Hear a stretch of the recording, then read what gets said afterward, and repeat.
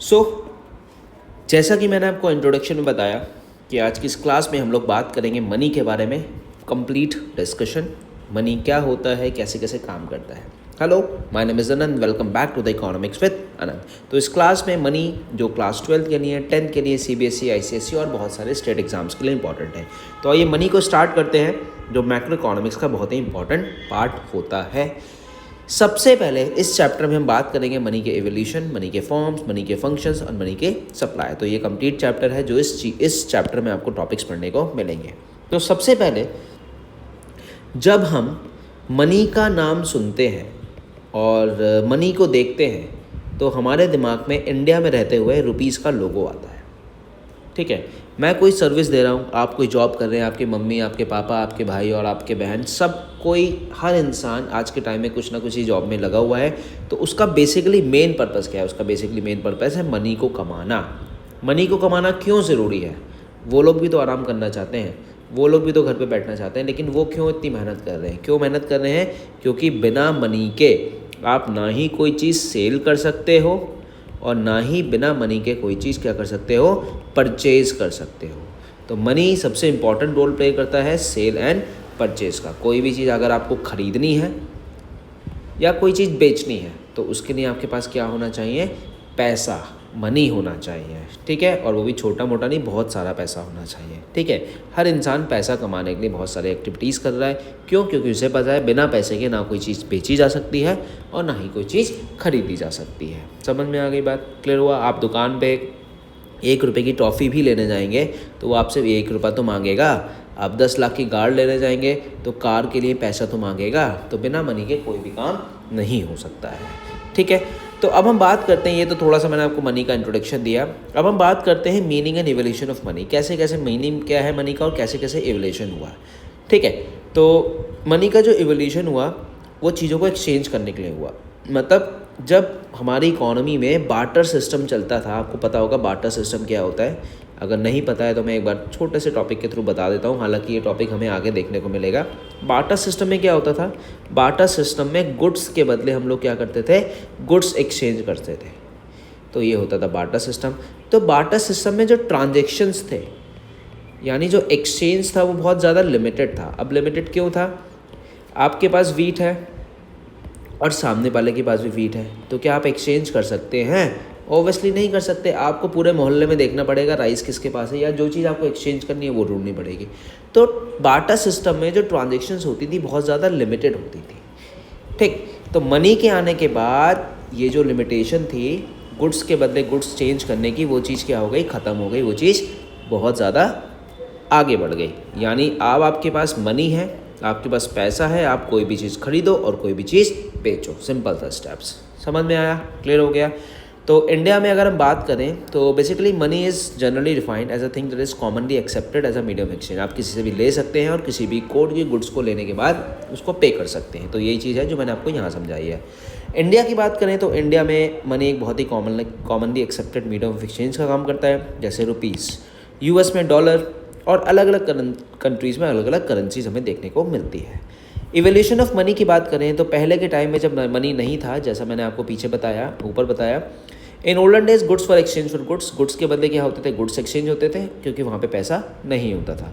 Cobbler shoes देता था, उसके बदले में वीट ले लेता फार्मर से, राइस देता था, वीट ले लेता। तो ये बड़ा एक बहुत ही कॉम्प्लिकेटेड प्रोसेस होता था जिसका नाम हमने पढ़ा बार्टर सिस्टम। ठीक है, लेकिन क्या होता था इसमें? वॉन्ट्स जो थी बहुत ही लिमिटेड थी। यहाँ पे जो एक्सचेंज था ना बहुत ज़्यादा लिमिट था, जैसे मैंने आपको ऊपर समझाया। This leads to invention of money. इसलिए मनी का इन्वेंशन हुआ। मनी का इन्वेंशन क्यों हुआ? मनी का इन्वेंशन इसलिए हुआ क्योंकि जो हमारा एक्सचेंज है, क्या है? जो एक्सचेंज है वो क्या हो जाए? बढ़ जाए, लिमिटेड ना रहे। ठीक है, और बहुत सारे गुड्स बढ़े, बहुत सारे गुड्स सोल्ड हुए, बहुत सारे गुड्स खरीदे गए। मनी का एवोल्यूशन कैसे हुआ? बार्टर सिस्टम चला, उसके बाद कॉइन्स का टाइम आ गया। जैसे आपकी बुक में लिखा हुआ है कॉइन्स आ गए। कॉइन्स भी गोल्ड के चलते थे, कॉइन्स भी सिल्वर के चलते थे। ठीक है, उसके बाद एलॉय मेटल्स आ गए, उसके बाद पेपर मनी आ गया, उसके बाद आज के टाइम नाउ डेज हमें UPI देखने को मिलता है, यानी भीम वगैरह, जिसको आप स्कैन करते हैं और पे कर देते हैं। ठीक है, तो ये सब कुछ यहाँ लिखा हुआ है जिसको इन्होंने इलेक्ट्रॉनिक ट्रांसफ़र लिख दिया। अगर इलेक्ट्रॉनिक ट्रांसफ़र नहीं समझ में आ रहा है तो इलेक्ट्रॉनिक ट्रांसफ़र का मतलब होता है, ये जो लिखा हुआ है ना इलेक्ट्रॉनिक ट्रांसफ़र का मतलब है भीम यानी यूपीआई। जो आप क्या करते हैं, ऑनलाइन ट्रांजैक्शन करते हैं, उस ट्रांजैक्शन को बोला जाता है इलेक्ट्रॉनिक ट्रांसफ़र। ठीक है, समझ में आ गई बात। जैसे आप क्रेडिट कार्ड भी यूज़ करते हैं, आप डेबिट कार्ड भी यूज़ कर सकते हैं, वो सभी ट्रांजैक्शंस इलेक्ट्रॉनिक ट्रांजैक्शंस के अंदर आते हैं। क्लियर हो गई बात। ये फ्लो चार्ट के थ्रू आपको बताया है एक्सचेंज बार्टर सिस्टम का स्टेज 1 था, जहाँ पे गुड्स के बदले गुड्स एक्सचेंज होते थे। इसके मेरिट्स और डीमेरिट्स मैं आपको अभी आगे पूरे समझाऊंगा। उसके बाद मेटालिक करेंसी आया स्टेज 2, उसके बाद पेपर मनी आया, उसके बाद प्लास्टिक मनी आया, उसके बाद ई मनी आया। तो ये सब स्टेजेस हैं मनी के। क्लियर हो गई इतनी सी बात। चलिए अब हम बात करते हैं कि यहाँ पे क्रिटिकल टर्म्स आपको समझाया है, क्या कह रहा है देख लेते हैं। From plastic money to digital currency how CBD यानी कैश का जो ट्रांजेक्शन्स है वो कैसे कैसे हमें देखने को मिला, यानी सेंट्रल बैंक डिजिटल करेंसीज कैसे कैसे हमें देखने को मिली। ठीक है, इन्होंने ई मनी का इंट्रोडक्शन किया जिससे ऑनलाइन पेमेंट्स बढ़ गए। अब ऑनलाइन पेमेंट्स बढ़ गए तो मार्केट में जो गुड्स की डिमांड थी वो बहुत ज़्यादा हो गई। अब आपको 10 रुपये की कोई चीज़ खरीदनी है तो आपको 100 का नोट नहीं तोड़ाना, आपने क्या किया, झट से UPI कर दिया, आपके अकाउंट में पैसे हैं। तो एक चेन बनती चली गई कि कैसे कैसे आप चीज़ों को खरीद सकते हैं, कैसे कैसे चीज़ों को बेच सकते हैं। ठीक, मनी के एवोल्यूशन होने के बाद बहुत चीज़ें बदली। जैसे मनी के एवोल्यूशन होने के बाद क्या हुआ, change in the role of money in the economy. जैसे मीडियम ऑफ एक्सचेंज हुआ, चीज़ों को खरीदा बेचा ज़्यादा गया, लोग पैसे को स्टोर करने लगे, मेज़र करने लगे, डेफर्ड पेमेंट यानी फ्यूचर पेमेंट्स करने लगे। इन सभी को हम डिटेल में अभी आगे रीड करेंगे। ठीक है, मीडियम ऑफ एक्सचेंज का मतलब होता है गुड्स के बदले गुड्स खरीदना और बेचना।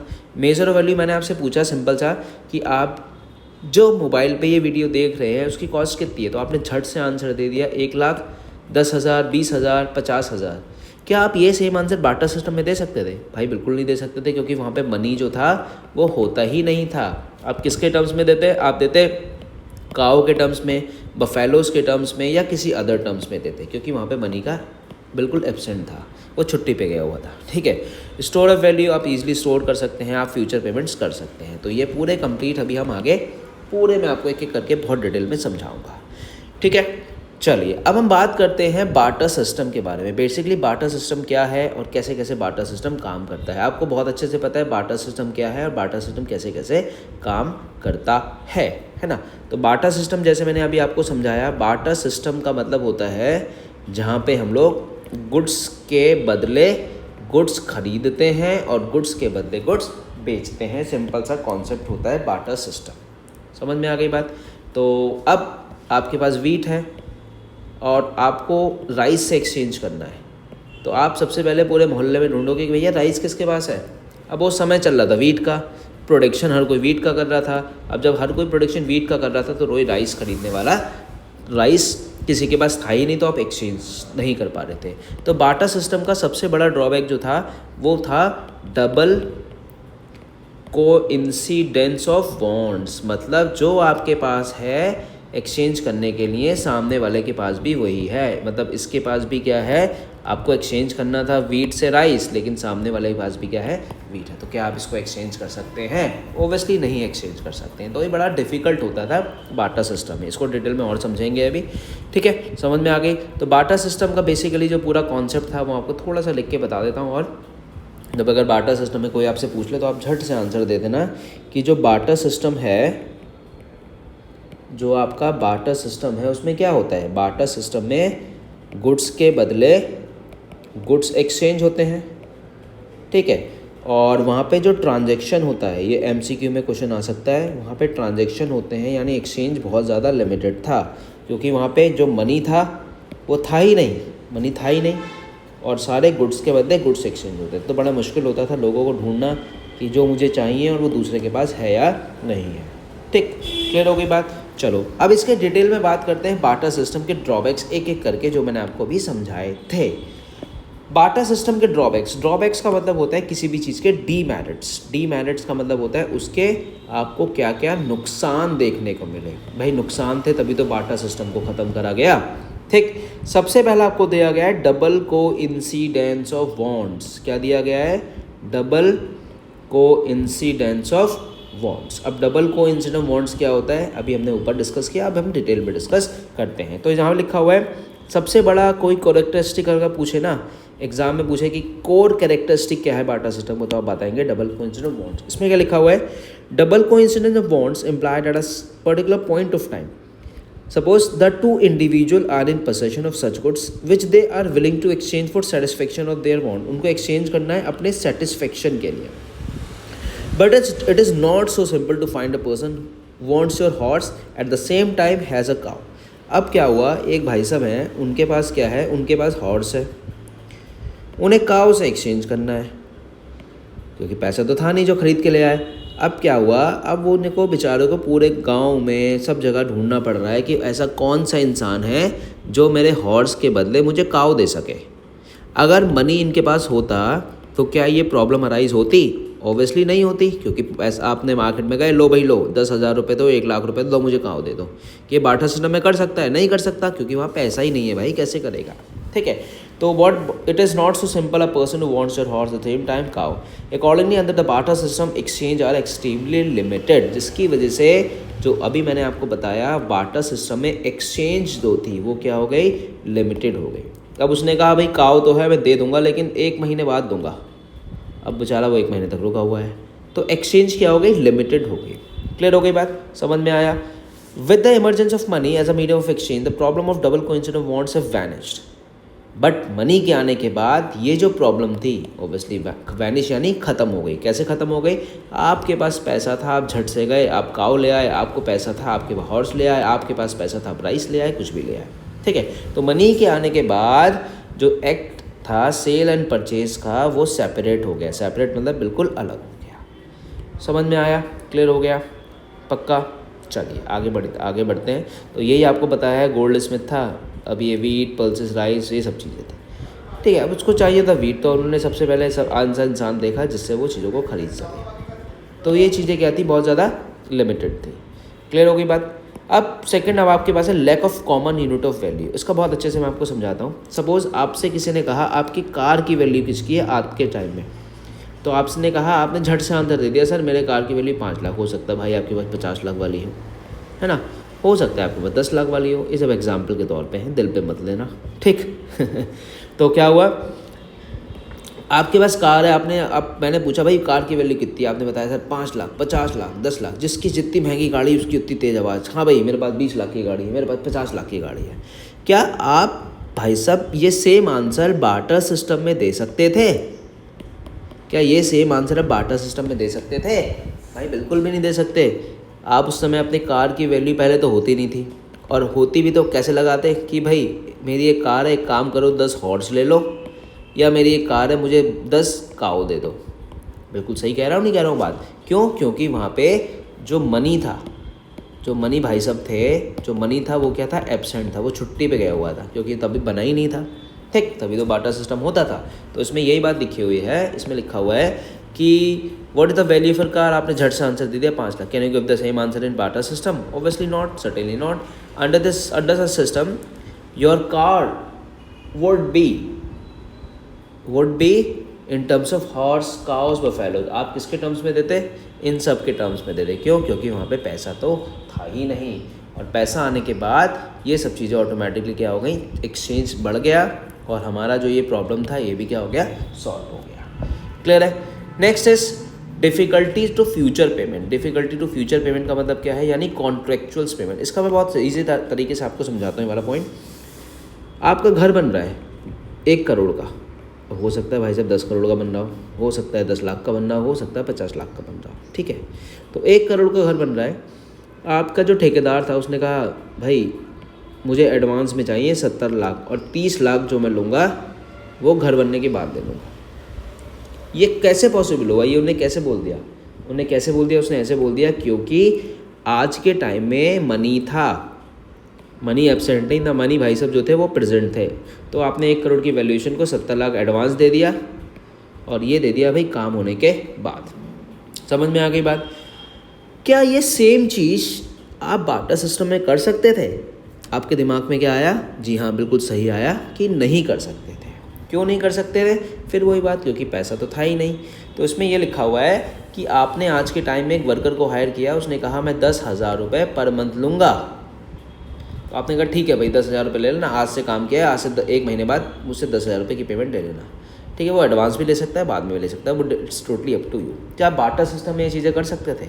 नहीं कर सकते थे ना, तभी तो प्रॉब्लम थी। तो this days you hire a worker of 10,000 में आपने हायर कर लिया। क्या आप बाटा सिस्टम में what do you do in a Bata system ऐसा कर सकते थे? नहीं कर सकते थे।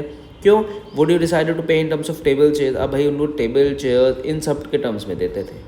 तो बाटा सिस्टम में जो कॉन्ट्रेक्चुअल्स पेमेंट थी वो पॉसिबल नहीं थी, वो नहीं होती थी। समझ में आ गई बात? लेकिन मनी के एवोल्यूशन होने के बाद ये सब चीज़ें क्या हो गई? सॉल्व हो गई। अब आपके दिमाग में क्वेश्चन आया तो सर पहले के लोग बेचारे कैसे कॉन्ट्रैक्ट बनाते होंगे? पता है कैसे बनाते थे? देखो, लेकिन वो फेल हो जाता था कभी कभी।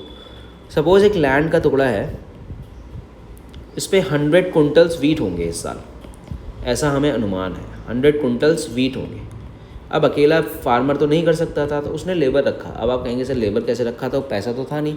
उसने कहा भाई 100 क्विंटल्स में से 4 लेबर हैं, 2 quintal 2 quintal 2 quintal 2 quintal 2-2 quintal करके आप लोग ले जाना। तो 8 कुंटल लेबर को दे दिया जो काम कर रहा था, और उसमें से 92 जो बचा वो फार्मर्स अपने पास रख लेते थे। अब क्या हुआ? अब सब कुछ पहले के टाइम में कोई डैम्स वगैरह तो होते नहीं थे, ठीक है, तो सब कुछ नेचर पे डिपेंडेंट करता था। अगर बारिश यानी रेन ज़्यादा आ गई तब भी इसके लिए नुकसान है, रेन कम आ गई तब भी इसके लिए नुकसान है। अब इमेजिन करो सारी फसल बाढ़ में बह गई, बताओ, तो क्या इन बेचारों को कुछ मिल पाया? इनका भी नुकसान हुआ और जो मालिक था उसका भी नुकसान हो गया। तो इस तरह से बाटा सिस्टम में बहुत प्रॉब्लम्स होती थी कॉन्ट्रैक्चुअल्स यानी फ्यूचर पेमेंट्स करने के लिए। आई होप आपको ये पॉइंट भी क्या हो गया? क्लियर हो गया। समझ में आ गई बात? क्लियर हो गया? बहुत ईजी समझ में आ गया। ठीक है, कोई डाउट हो तो आप मुझे कमेंट कर दीजिएगा, मैं आपको डाउट्स को क्लियर कर दूँगा। Next is difficulty of store of value. Difficulty of store of value का मतलब क्या होता है? स्टोर ऑफ वैल्यू और transfer of value. Store of value का मतलब क्या है? स्टोर ऑफ वैल्यू का मतलब है कि मैं आपसे कहूँ कि भाई राहुल, पार्थ ये वीडियो देख रहा है, पार्थ तुम अपनी जेब में, या रिया वीडियो देख रही है, या कोई भी बच्चा देख रहा है, तो आप अपने पॉकेट में 1 करोड़ रुपए स्टोर कर लो। तो पार्थ ने कहा कि सर मैं 1 करोड़ रुपए स्टोर कर लूँगा, बहुत आसानी से कर लूँगा। ठीक है, अब मैंने रिया को बोला, रिया 1 करोड़ रुपए के एग्जाम्पल के तौर पे वीट अपने घर में स्टोर कर लो। तो उन्होंने कहा अरे सर वीट 1 करोड़ रुपए के मैं कैसे स्टोर कर लूँगी? मुझे रहने के लिए घर चाहिए, उसको रखने के लिए वीट को बहुत बड़ा एरिया चाहिए, फिर उसको ट्रांसपोर्टेशन चाहिए, फिर डर है कहीं चोरी ना हो जाए, ख़राब ना हो जाए। 1 करोड़ तो बहुत हो गया, ये तो मैंने बहुत एग्जाम्पल के तौर पर लिया, कुछ ज़्यादा बड़ा एग्जाम्पल ले लिया है। 1 लाख बहुत है ना? मेरी बात आप समझ गए? तो वीट स्टोर करना बहुत ज़्यादा, या कोई भी गुड्स को बहुत ज़्यादा स्टोर करना बहुत मुश्किल होता है। क्या मनी को स्टोर करना बहुत मुश्किल है? आप अपनी जेब में 1 करोड़ तो छोड़ो, 100 करोड़ भी रख लोगे। आपने क्या करा? अपना सारा पैसा कहाँ डाल दिया? बैंक में डाल दिया, और उस बैंक को आपने लिंक कर लिया अपने यूपीआई से। तो आप मोबाइल लेके मस्ती से घूम रहे हैं, घूमने चले गए, और आपने क्या किया? उस मोबाइल के थ्रू स्कैनर से स्कैन कर रहे हो, पेमेंट कर रहे हो, स्कैन कर रहे हो, पेमेंट कर रहे हो। तो बाटा सिस्टम में जो था स्टोर ऑफ वैल्यू बहुत ज़्यादा मुश्किल था भाई। कितना मुश्किल होगा सोचो। और मनी के इवोल्यूशन होने के बाद क्या स्टोर ऑफ वैल्यू ईजी हो गया? आप कहेंगे सर बहुत ईजी हो गया। समझ में आ गई बात? क्लियर हो गया? This is called store of value. अब यही एग्जांपल मैं आपको ट्रांसफ़र ऑफ वैल्यू को लेके बताऊं तो आप क्या करेंगे? मैंने आपसे कहा कि भाई यहाँ से एलिश तुम अपने अकाउंट से US 1 लाख रुपीज़ ट्रांसफ़र कर दो। एलिश ने कहा कि सर 1 लाख रुपीज़ तो बहुत ईजिली ट्रांसफ़र कर देती हूँ, एक विदिन अ सेकेंड, 10 सेकेंड्स में उन्होंने 10 लाख रुपये या 1 करोड़ या 1 लाख रुपये ट्रांसफ़र कर दिया। ठीक है, अब मैंने कहा बाटा सिस्टम में कि भाई काव्या 1 लाख रुपए के वीट मुरादाबाद से दिल्ली ले जाओ। अब 1 लाख रुपए के वीट मुरादाबाद से दिल्ली ले जाना बड़ा मुश्किल टास्क है। क्यों? फिर वही बात, आपको लेबर लगेगा, आपको मशीन लगेगी रखने के लिए, आपको ट्रांसपोर्टेशन चाहिए, आपको क्या चाहिए? आपको पेट्रोल चाहिए, डीजल चाहिए, बहुत सारी चीज़ें चाहिए। तो मनी के इवोल्यूशन होने के बाद जो ट्रांसफ़र ऑफ वैल्यू था वो ईजी हो गया। ठीक है, बट बाटा सिस्टम में ट्रांसफ़र ऑफ गुड्स बहुत ज़्यादा मुश्किल होता था। क्यों? क्योंकि एक जगह से दूसरी जगह चीज़ों को भेजना बहुत ज़्यादा मुश्किल होता था। समझ में आ गई बात? आई होप आपको ये चारों पॉइंट क्लियर हो गए। सबसे पहला आपको समझ में आ गया double coincidence of wants क्या होता है, आपको double coincidence of wants भी क्लियर हो गया, ठीक है। आपको lack of common unit of value समझ में आ गई, डिफ़िकल्टी ऑफ फ्यूचर पेमेंट समझ में आ गया, difficulty of store of value भी आपको समझ में आ गया। क्लियर हो गई इतनी बात, सारी बातें क्लियर हो गई। चलिए वेरी गुड। तो ये थे हमारे बार्टर सिस्टम के ड्रॉबैक्स। कौन कौन से ड्रॉबैक्स थे, जाते जाते यानी एक बार इस टॉपिक के बाद जाते जाते एक बार फिर से रिवाइज कर लेते हैं। सबसे पहला क्या था भाई, सबसे पहला था डबल, अपने दिमाग में इसको रिपीट करते रहो, डबल कोइंसिडेंस ऑफ वांट्स, ठीक है। पहला था डबल कोइंसिडेंस, सेकंड था आपका lack of common unit of value, ठीक है। थर्ड था lack of store of value, fourth था आपका lack of transfer of value, और फिफ्थ था आपका lack of standard for deferred payment. Deferred payment यानी फ्यूचर पेमेंट्स बहुत ज़्यादा मुश्किल होती थी। तो आई होप आपको ये पॉइंट सारे अच्छे से क्लियर हो गए होंगे और अच्छे से आपको समझ में आ भी गए होंगे। समझ में आ गई बात, क्लियर हो गया। चलो, अब आपका नेक्स्ट टॉपिक है forms of money. Forms of money भी अच्छा टॉपिक है, इंटरेस्टिंग टॉपिक है। चलो फॉर्म्स ऑफ मनी पढ़ते हैं, क्या कह रहा है forms of money. Forms of money का मतलब क्या होता है और फॉर्म्स ऑफ मनी क्या होता है, कैसे कैसे काम करता है। तो बेसिकली जो फॉर्म्स ऑफ मनी है वो चार तरह के होते हैं। सबसे पहला होता है फिएट मनी, ठीक है। दूसरा आपका होता है फिड्यूशरी मनी, तीसरा आपका होता है फुल बॉडीड मनी, और चौथा आपका होता है क्रेडिट मनी, ठीक है। तो ये चार फॉर्म्स ऑफ मनी होते हैं जिसमें हम डिटेल में पढ़ेंगे। सबसे पहले बात करते हैं फिएट मनी क्या होता है। फिएट मनी सबसे पहले देखते हैं फिएट मनी क्या होता है। तो फिएट मनी की बात करें तो फिएट मनी हम देखते हैं क्या मतलब होता है फिएट मनी का। फिएट की नहीं, बहुत पहले गाड़ी आती थी फोर्ड फिएट, ठीक है। फिएट तो बेचारी फोर्ड तो इंडिया से चला गया है, लेकिन उसकी मशीन वगैरह मिलती है नहीं। तो what is the meaning of fiat money. और हाँ, अगर आपको वीडियो अच्छी लग रही हो तो प्लीज़ उसे सब्सक्राइब ज़रूर कर दें, बहुत मेहनत लगती है भाई बनने में। और क्या करते हैं, कमेंट भी अच्छा सा कर दें आपको जैसे भी वीडियो अच्छी लग रही हो, ठीक है। तो क्या है फिएट मनी। फिएट मनी का मतलब क्या होता है। फिएट मनी का बहुत सिंपल सा मतलब होता है, fiat money refers to the money which is issued और order authority by the government. जिस पैसे को गवर्नमेंट ने यानी गवर्नमेंट ऑफ इंडिया यानी भारत सरकार ने बनाया है, और जिस पैसे को रिजर्व बैंक ऑफ इंडिया ने बनाया है, चाहे उसमें नोट्स इंक्लूड हों, चाहे उसमें कॉइन्स इंक्लूड हों, चाहे उसमें क्या इंक्लूड हो, हाँ नोट्स और कॉइन इंक्लूड हो, तो इन दोनों मनी को जिसने भी बनाया है, जिसने नहीं, रिजर्व बैंक ऑफ इंडिया और आरबीआई यानी गवर्नमेंट ऑफ इंडिया ने बनाया है, तो वो क्या होता है फिएट मनी होता है, ठीक है। क्योंकि ये जो चीज़ें हैं ये लीगल है।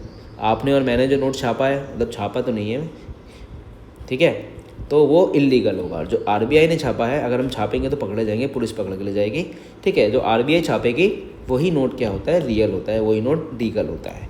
तो इसमें लिखा हुआ है it include all notes and coin which the people in the country legally bound accept at a medium of exchange. और आप भारत के नागरिक हैं, आप इंडियन हैं, तो आपको रुपीज़ यानी जो पैसा नोट्स और कॉइन गवर्नमेंट ने छापे हैं वो आप लीगल हैं उसको लेने के लिए।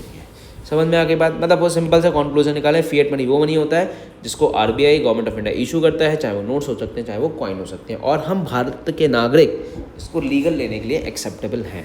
कोई आपको देगा तो ओबियसली पैसा देगा, तो आप मना तो करोगे नहीं, ठीक। समझ में आ गई बात। चलिए, तो ये था आपका फिएट मनी। अब हम बात करते हैं, क्या बात करेंगे, अब हम बात करेंगे इसकी second is full fiduciary money. तो what is the meaning of fiduciary money. Fiduciary क्या होता है भाई ये, ठीक है। स्पेलिंग याद कर लेना, मुझे भी बड़ी मुश्किल से याद हुई है इसकी स्पेलिंग। देखो एक बार गलत तो नहीं लिख दी मैंने, सही लिखी है ना, CIARY, हाँ फिड्यूशरी मनी। फिड्यूशरी मनी का मतलब क्या होता है। फिड्यूशरी मनी एक ऐसा मनी होता है जो दो लोगों के ट्रस्ट पे होता है। किस पे होता है, दो लोगों के ट्रस्ट पे होता है। अब वो दो लोग कौन होते हैं ट्रस्ट वाला, सपोज हम बात करते हैं, मैंने भावना से पैसा मांगा, मैंने भावना से क्या मांगा, पैसा मांगा। अब मैंने भावना से जब पैसा मांगा तो भावना ने कहा कि सर मेरे पास कैश नहीं है, आप एक काम कीजिए मुझसे चेक में पैसे ले लीजिए। अब मैंने कहा भाई मैं चेक एक्सेप्ट नहीं करूँगा, मुझे तो पैसा कैश में चाहिए। मुझे पैसा किस में चाहिए? कैश में चाहिए। तो भावना ने कहा सर हम आप एक दूसरे को बहुत पहले से जानते हैं, आपको और मुझ पर, मैं आप पे ट्रस्ट करती हूँ, आप मुझ पर ट्रस्ट करते हैं, तो आप एक काम कीजिए प्लीज़ चेक ले लीजिए। तो मैंने हाँ भर दी। बट भावना मेरे को ये पेमेंट करने के लिए फोर्स नहीं कर सकती कि सर आपको चेक में ही पेमेंट देना पड़ेगा। समझ में आ रही बात? तो फोर्स नहीं कर सकती है। जो फिड्यूशरी मनी होता है वो ट्रस्ट पे होता है। किसके? पेयर और पे। पेयर और पे, जो पैसा ले रहा है और जो पैसा दे रहा है। अगर ये मुझे कैश में देती तो मैं बिल्कुल मना नहीं करता, लेकिन मैं चेक में इसलिए मना कर रहा हूँ क्योंकि मुझे इस पर ट्रस्ट नहीं था। लेकिन ये मुझे बहुत पहले से जानती है, ये मैं इसको बहुत पहले से जानता हूँ, तो हम दोनों में आपस में म्यूचुअल अंडरस्टैंडिंग थी, तो मैंने चेक में पेमेंट उससे ले लिया। समझ में आ गई बात? तो fiduciary money is that money which is accepted as a medium of exchange because of the trust between payer और पे। हम दोनों में क्या था? ट्रस्ट था, पेयर और पे में। चेक और फिड्यूशरी मनी, अगर आपसे कभी प्रैक्टिकल में एग्जामिनर पूछ ले कि चेक क्या होता है, तो आप बताएंगे cheque is a fiduciary money. और जो ये होता है accepted as a means of payment on the basis of trust, not on the basis of any order. अब गवर्नमेंट नहीं कह रहा नहीं भाई आपको चेक लेना, हम दोनों में ट्रस्ट था, हम जो एक दूसरे को जानते थे, तो मैंने उससे चेक रिसीव कर लिया। तो फिएट मनी तो वो मनी होता है जिसको आरबीआई इशू करता है, और फिड्यूशरी मनी वो मनी होता है जो चेक पे पेमेंट होता है। मतलब ये भी होता लीगली है, लेकिन ट्रस्ट के बेसिस पे होता है, पेयर और पे के बीच में। तो फिर this is called fiat and this is called fiduciary money. आपको समझ में आया होगा अच्छे से, ठीक है? ये क्या लिखा है एक बार पढ़े जरा। तो लिमिटेड लीगल टेंडर, तो लीगल टेंडर का मतलब है legal tender is a coin और a bank note that is illegally tenderable. ये टेंडर देते हैं नोट छापने के लिए, ठीक है? और इसमें क्या लिखा है? Limited legal coin issued by the government of India. Coin जो है, हाँ मैं एक चीज़ और बता दूं कि जितने भी कॉइन्स होते हैं उनको गवर्नमेंट ऑफ इंडिया छापता है, प्लस ₹1 का नोट को भी, और बाकी सारे जो नोट्स होते हैं उसको आरबीआई प्रिंट करता है, ठीक है? तो ये लिखा हुआ है यहाँ पे कि भारत में कितने का नोट चलता है, क्या है। 50 पैसा कॉइन अभी भी लीगल टेंडर में चलता है, ₹10 का सिक्का आता है, और हम सब लोग उसको क्या है एक्सेप्टेबल करने के लिए। और आरबीआई जो नोट छापता है 2, 5, 10, 20, 50, 500, ये सब आरबीआई का राइट है, और हम इसको ले सकते हैं और इसको अपने पर्सनल यूज़ के लिए आगे यूज़ कर सकते हैं। और 8 नवंबर 2016 को बताया है डीमोनेटाइजेशन। डीमोनेटाइजेशन का मतलब था नोटबंदी, जो किस में हुई थी? 500 और 1000 के नोट बंद हुए थे, ठीक है? तो क्यों बंद हुए थे? धुरंधर देख लेना, समझ में आ जाएगा क्यों बंद हुए थे, ठीक है? चलिए इसको और डिटेल में देखेंगे। तो ये हमने पढ़ लिया फिएट मनी और fiduciary money. Next we have full bodied money. अब ये ध्यान से सुनना, फुल बॉडीड मनी क्या होता है? फुल बॉडीड मनी, तो बेसिकली फुल बॉडीड मनी और क्रेडिट मनी, ये 2 तरह के मनी होते हैं। फुल बॉडीड मनी और क्रेडिट मनी में होता क्या है ये देखते हैं। चलो, तो फुल बॉडीड मनी जो होता है वो होता है, full bodied money refers to the money in terms of coin whose commodity value is equals to the money value. आप इसको बड़ा अच्छे से एग्जाम्पल से आपको समझाता हूँ, ठीक है? सपोज करते हैं एक कॉइन है, ठीक है? क्या है? एक कॉइन है, उस कॉइन पे लिखा है, क्या लिखा है? कॉइन है, और एक कॉइन है, ठीक? अब इस कॉइन पे जो लिखा है वो लिखा है ₹5। एग्जाम्पल के तौर पे मैं आपको ये बात बता रहा हूँ, ठीक है? इस कॉइन पे लिखा है कि ये कॉइन कितने का है भैया? ये कॉइन है ₹5 का। कितने का कॉइन है ये? ₹5 का कॉइन, ठीक? अब ₹5 का लिखा है तो ओबियसली ये कितने का हो गया? ₹5 का हो गया। समझ में आई बात? तो ₹5 इस पे लिखे हैं, तो ये कॉइन कितने का हो गया? ₹5 का हो गया। अब जिस मेटल पे ये कॉइन बना है, मतलब जो इस कॉइन को बनाने में चीज़ यूज़ हुई है, उस मेटल की वैल्यू क्या होगी? या तो ₹5 होगी, या ₹5 से क्या होगी? कम होगी। तो इस मनी को बोलते हैं क्रेडिट मनी। मतलब जितने का कॉइन है, इसकी मनी वैल्यू कितनी है? इस कॉइन की मनी वैल्यू जो है वो है ₹5, ऐसे करके समझो। इसकी मनी वैल्यू ₹5 है, लेकिन इस कॉइन को मेटल बनाने में इसकी कॉइन की वैल्यू कितनी है? इस कॉइन की कमोडिटी वैल्यू जो ये बन रही है वो कितनी है? ₹5, ठीक है? तो जितने का कॉइन लिखा हुआ है उतनी की ही उसकी वैल्यू है, तो इसको बोलते हैं हम लोग, आपको बोलते हैं क्रेडिट मनी। मतलब whose commodity value is equals to money value. जितने का कॉइन लिखा है और जितने की वैल्यू, इसको बोलते हैं क्रेडिट, आपका फुल बॉडीड मनी। समझ में आ गई बात? Money value is equals to commodity value, उसको बोलते हैं हम लोग फुल बॉडीड मनी। क्लियर हो गई बात? अगर इमेजिन करो ये आज के टाइम में ₹5 का सिक्का हम गोल्ड के सिक्के पे छाप दें तो लोग उसको क्या करना स्टार्ट कर देंगे, अरे भाई 5 रुपये का सिक्का है तो 5 रुपये का तो है ही, लेकिन उसको मेल्ट करना शुरू कर देंगे, क्योंकि आज के टाइम में गोल्ड की वैल्यू 5 रुपये से तो बहुत ज़्यादा है, करोड़ों लाखों में। तो गवर्नमेंट क्या करती है, हमेशा कमोडिटी की वैल्यू को बराबर या कम रखेगी।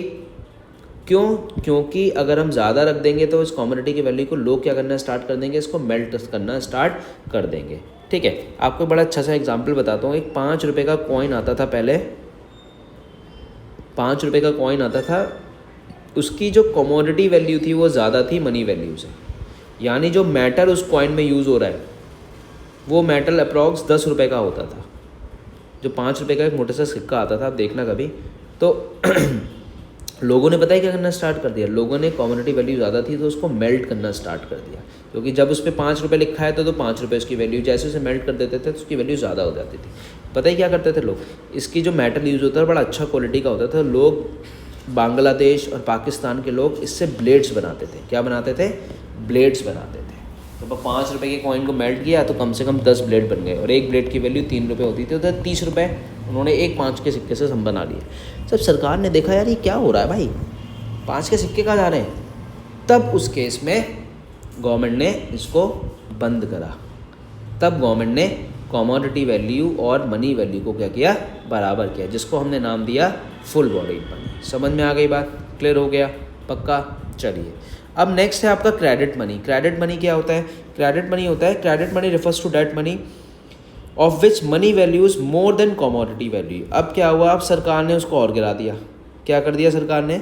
सरकार ने कर दिया कि ये कॉइन तो है 5 रुपये का ही है, बट इसकी मनी वैल्यू ज़्यादा है। अब इसमें जो मेटल सरकार यूज़ कर रही है तो वो 5 रुपये भी नहीं कर रही है, मेटल यूज़ कर रही है सपोज़ 2 रुपये का। अब करो मेल्ट, सरकार ने कर लो, अब करके दिखाओ। समझ में आया? तो अब लोग उसको मेल्ट नहीं करते क्योंकि उसकी वैल्यू 2 रुपये रह जाएगी, मेल्ट करके क्या ही करेंगे। तो फुल बॉडीड मनी वो मनी होता है जिसकी मनी वैल्यू और कमोडिटी वैल्यू क्या होती है, बराबर होती है। मतलब 5 रुपये का सिक्का है तो मेटल भी उसमें 5 रुपये का यूज़ हुआ है, उससे ज़्यादा ना कम का। और क्रेडिट मनी वो होती है, सपोज 5 रुपये का सिक्का है तो उसका जो मेटल यूज़ हुआ है वो 5 रुपये से भी क्या हुआ है, कम यूज़ हुआ है। तो this is called credit money, this is called full body money. I hope आपको क्रेडिट मनी और फुल बॉडी मनी क्या हो गया, एक्सप्लेन हो गया होगा। तो 4 तरह के मनी हैं। सबसे पहला हमने पढ़ा, क्या रिवाइज़ करा देता हूँ आपको, फिएट मनी। फिएट मनी जो सरकार इशू करती है, जिसमें नोट्स और कॉइन इशू होते हैं। फिड्यूशियरी मनी जो होता है वो ट्रस्ट पे होता है, पेयर और पे, जैसे मैंने ये वाला एग्जांपल आपको लेके बताया। फुल बॉडीड मनी वो मनी होता है फुल बॉडीड, 5 रुपये का सिक्का है तो मेटल भी 5 रुपये का यूज़ है, this is called full bodied money. And next is credit money, मतलब 5 रुपये का सिक्का है तो सिक्का तो 5 का ही है, लेकिन जिस मेटल में वो छपा है उसकी वैल्यू क्या है, कम है। तो this is called types of money या फॉर्म्स ऑफ मनी। समझ में आ गई बात? तो आज की क्लास में अभी इतना ही करते हैं। आई होप आपको ये पॉइंट समझ में आ गया। तो जाते जाते एक बार मैं आपको बता देता हूँ मैंने आपको क्या क्या पढ़ाया, और आप उसको प्लीज़ एक बार रिवाइज़ करना और उसको लिख के देख लेना कहीं पे। और अगर आप इस चैप्टर के नोट्स भी चाहते हैं तो आप मुझे कमेंट कर सकते हैं, और मेरा इंस्टाग्राम चैनल को फॉलो कर सकते हैं, तो आपको वहाँ पे इसके नोट्स भी मिल जाएंगे। ठीक है, आप मुझे बता दीजिएगा। तो हमने जाते जाते बता देता हूँ हमको क्या पढ़ा। जाते जाते हमने सबसे पहले यहाँ पढ़ा मनी का मीनिंग, मतलब मनी का मतलब क्या होता है। उसके बाद हमने बार्टर सिस्टम को समझा, जिसका अल्टरनेटिव नेम सीसी इकोनॉमी था।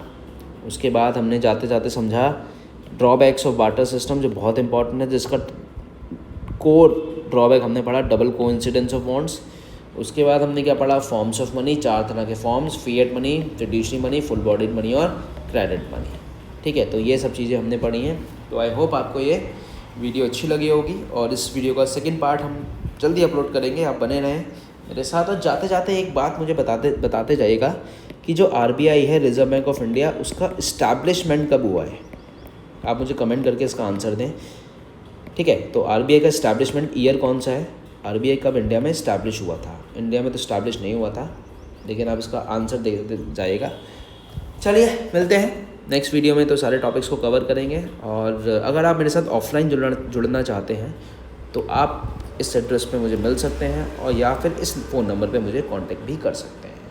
चलिए, thank you so much for watching, and मिलते हैं नेक्स्ट वीडियो में, नेक्स्ट पार्ट में।